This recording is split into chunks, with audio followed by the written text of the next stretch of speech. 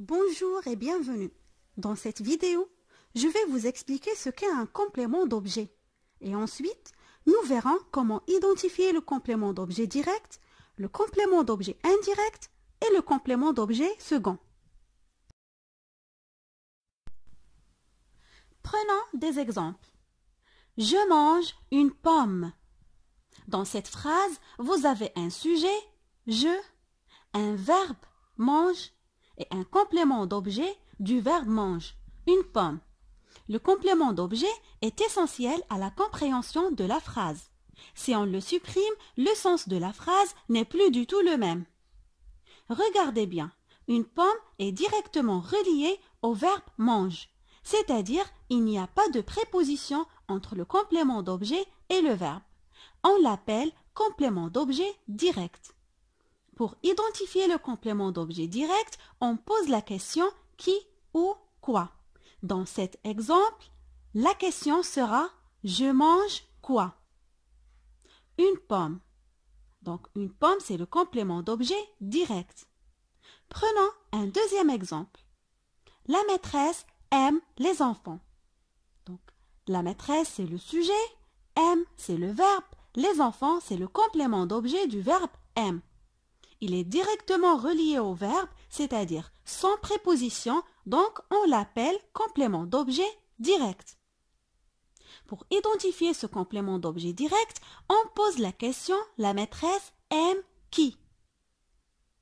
Le complément d'objet direct, appelé aussi COD, complète directement le verbe et n'en est séparé par aucune préposition.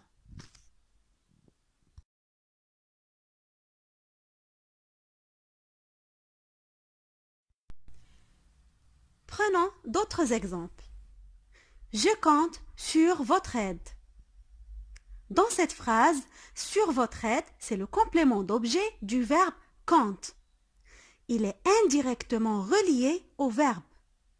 Comme vous voyez, il y a une préposition entre le verbe et le complément d'objet.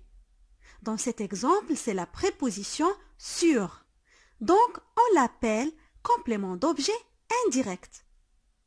Pour identifier le complément d'objet indirect, on pose la question à qui, à quoi ou de qui, de quoi, sur qui, sur quoi, en fonction de la préposition utilisée avec le verbe. Dans cet exemple, la question sera « Je compte sur quoi ?» Je compte sur votre aide. Prenons un autre exemple. Cet enfant ressemble à son père. Dans cette phrase, à son père, c'est le complément d'objet du verbe ressemble. Donc, il est indirectement relié au verbe. Il y a une préposition à. On l'appelle complément d'objet indirect. Donc, pour identifier ce complément d'objet indirect, on pose la question « Cet enfant ressemble à qui ?» Donc, le complément d'objet indirect, appelé aussi COI, complète le verbe par l'intermédiaire d'une préposition à, de, sur, etc.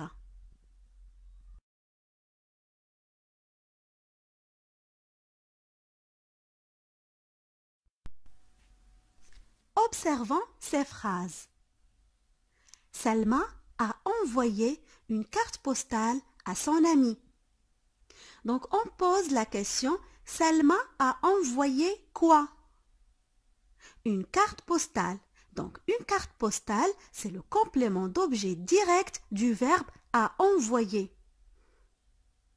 Une deuxième question, il l'a envoyé à qui? À son ami. Donc, à son ami, c'est le deuxième complément d'objet du verbe à envoyer. On l'appelle complément d'objet second. Prenons un autre exemple. Il propose à ses élèves des exercices d'application. Donc, il propose quoi? Il propose des exercices d'application. Des exercices d'application, c'est le complément d'objet direct du verbe propose. Donc, il les propose à qui? À ses élèves. À ses élèves, c'est le complément d'objet second. Donc, le complément d'objet second, appelé COS, complète un verbe qui a déjà un complément d'objet direct ou parfois un complément d'objet indirect. Il est précédé des prépositions à, de, pour. Il suit le COD ou parfois le précède.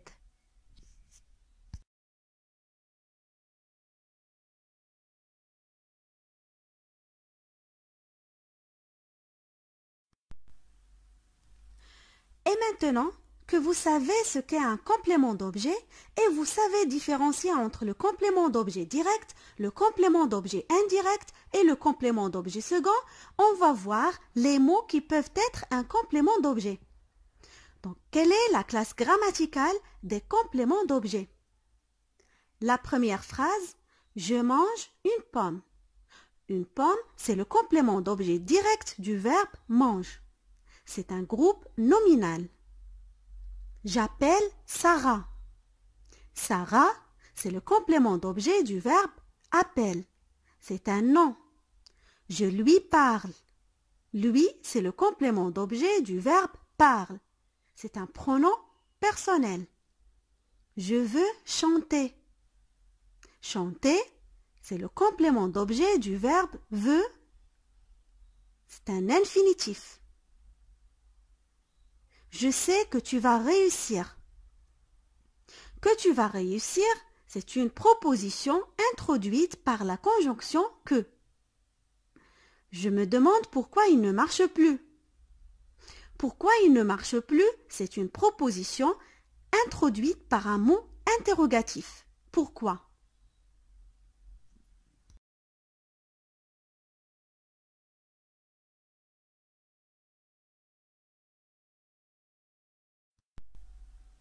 Donc là, je récapitule. Le complément d'objet est un complément essentiel du verbe. On ne peut généralement ni le déplacer ni le supprimer. On distingue trois sortes de compléments d'objet.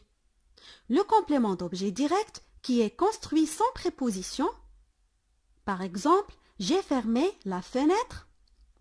Le complément d'objet indirect qui est introduit par une préposition, en général à ou de. Par exemple, je vais à l'école.